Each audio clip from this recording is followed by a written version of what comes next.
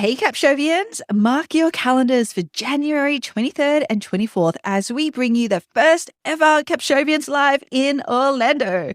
We are bringing together a dozen expert speakers to dive deep into the one, yes, just one, key strategy you need to scale your marketing and your business in 2024. You get an exclusive peek into the future of the Capsho software and connect with leading industry figures. Whether you're looking to network with fellow entrepreneurs, learn from top-notch experts, or just want a memorable experience, this is the place to be. We are keeping this event intentionally intimate so that you're not just another face in a crowded room. Yes, we want to get to know each and every one of you, so spots are very limited, which means you're going to need to grab your ticket now. Go to www.capshovianslive.com and get in on the early bird pricing before it goes up. That's www.capshovianslive.com, and let's take on 2024 together. West Virginia Uncommonplace presents The Life and Times of Appalachian Jr, a story about a black man in West Virginia and throughout the Appalachian Mountains, or the Appalachian Mountains, whatever you want to call it. So I hope you enjoy.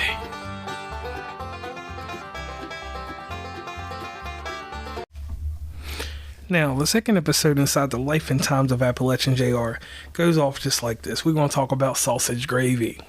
Now, sausage gravy, I understand some people don't eat pork, so I don't want to offend you guys. So this might not be the episode for you guys to listen to. But sausage gravy, in its composition, that is something that is a Southern thing, and it's a West Virginia thing, and it's a Southern Ohio thing too. Whenever I leave and I go to Pennsylvania, I don't get any sausage gravy. Now, the story on sausage gravy is real simple.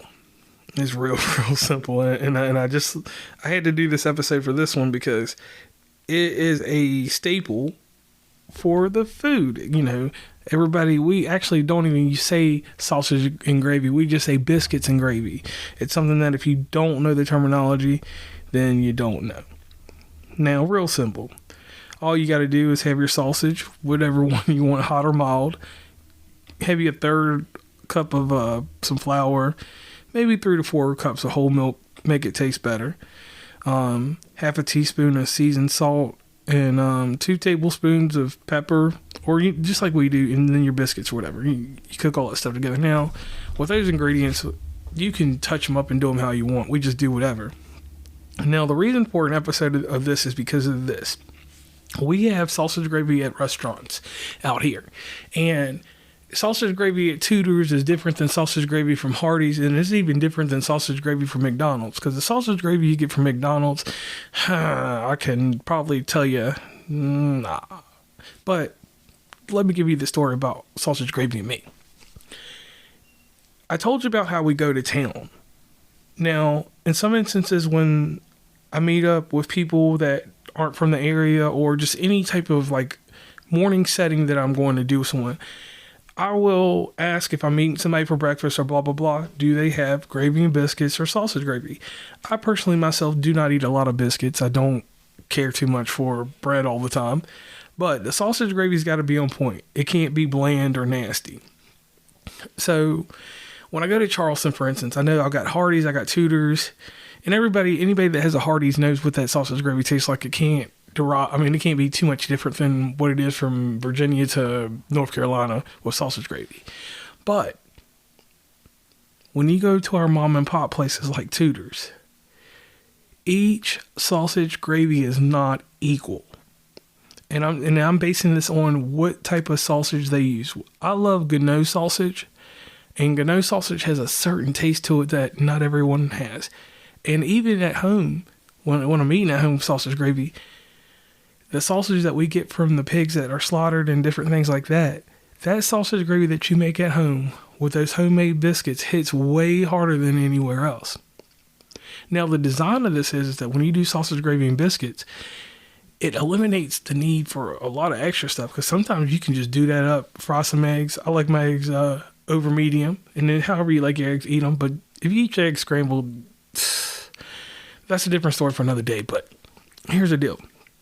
You go into a place like Tutors, or even if you're at home, we'll just go back to the home scenario.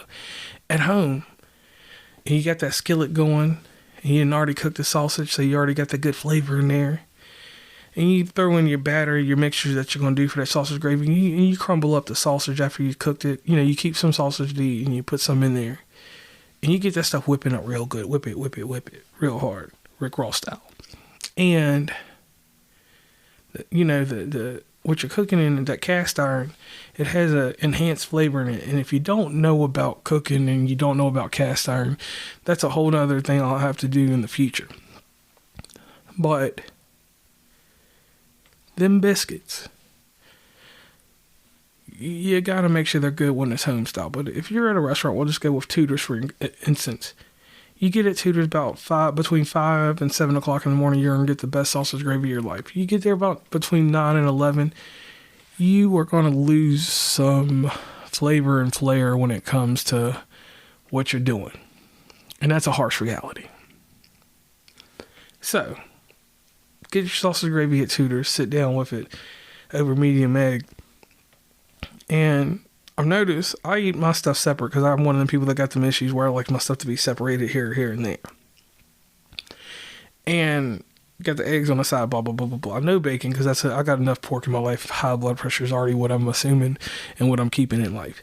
So, you get sausage gravy, you get your fork or your spoon. I don't know how people do it with a spoon, but I got to have a fork to chop up the biscuit and shit. But some people take a spoon and just work all that magic. Boom, boom, boom, boom, boom. 4 cuts, boom, got the biscuit, got the gravy, done. Me, I like my gravy on the side and I can pour it in and do my own orientation on it. Because I don't like the idea of someone, even at home, someone putting sausage gravy over my food when I can do it myself. Salt and pepper everything, however to your delight. But the sausage gravy, when you eat it, it's a fulfilling thing that can carry me, almost make me skip lunch. So an Appalachian thing that you should know about is sausage gravy. Sausage gravy is a staple in West Virginia. It's something that we eat. It's something that we love. When I go to a McDonald's and get it, yeah, it looks gray sometimes. And I know that sounds crazy. Like, that shit really does look gray. But salt and pepper to it when I'm in a rush. And I get it in that little cup, minus the biscuits, because you never can tell where you're going to get good biscuits from. Because some people get good sausage gravy from IHOP. And I'm like, I don't see that. But anyway, getting back to tying this into Appalachia, but it was one of the things that when I got older, I appreciated more once I moved to West Virginia and, going to Kentucky and different places, because it was one of the meals that, is going to be good. We had a Biscuitville, Huddle House, Waffle House, and it may be some other places that I may be missing. Omelet House or Omelet Express or some shit. These places all have the sausage gravy. And like I said, it's one of the attractions about coming to West Virginia or being in Appalachia. You get some of that sausage gravy, you're on point. And it's something that you can eat year round. It doesn't have like eat it for breakfast. If you eat dinner for breakfast, I don't know if that's good. I've never tried that. I might do that later on next week. But the taste, the texture, and all of that, it's something that's just easy to go down quick. When you make it from scratch, it doesn't take much time. The thing that's scary though that I do gotta put a disclaimer on is when people get that gravy out of the can from the stores out here. I'm kind of leery of that. I'm like, you can make your own gravy, but the gravy out of the can, sometimes I've been fooled, I ain't gonna lie, and I've eaten it and it's not been bad at all. But on to a better note with this, it's one of those staples of the thing, and everybody knows that I'm a food person, and we just go with that. And it's one of those great things. So once again, this is the second episode inside of Life and Times of Appalachian Jr. Just giving you a little insight of what it's like to be in West Virginia, anywhere in the mid-Atlantic, in the north-south and the south-north, which is West Virginia, Mason-Dixon line, and just a nice feel for what we like to eat, or at least what I like to eat. So on that note, I'm signing off. I want to thank you guys for listening to this quick bit inside this little series that I'm doing. And if you have any questions, anything like that, definitely just send us an email. We thoroughly enjoy hearing from any and everyone that likes to be involved in what we're doing. And we continue to do what we do because you all listen and let us know. You give us responses back and let us know that this is good or this is not good. So once again, I'm JR and I'm signing off. Hey y'all, Appalachian Queer Film Festival is back. Join us for film, community, and conversation at the Foundry Theater in Huntington, West Virginia from October 6th to 8th. Don't forget to follow us on Instagram at Appalachian Queer Film Fest and look at our website, AppalachianQueerFilmFest.com, for more information. Hope to see you there. Please follow WV Uncommonplace on Instagram, Tumblr, Twitter, TikTok, where we have some great content, Facebook, LinkedIn. Hit up the merch store at onecommonplace.square.site.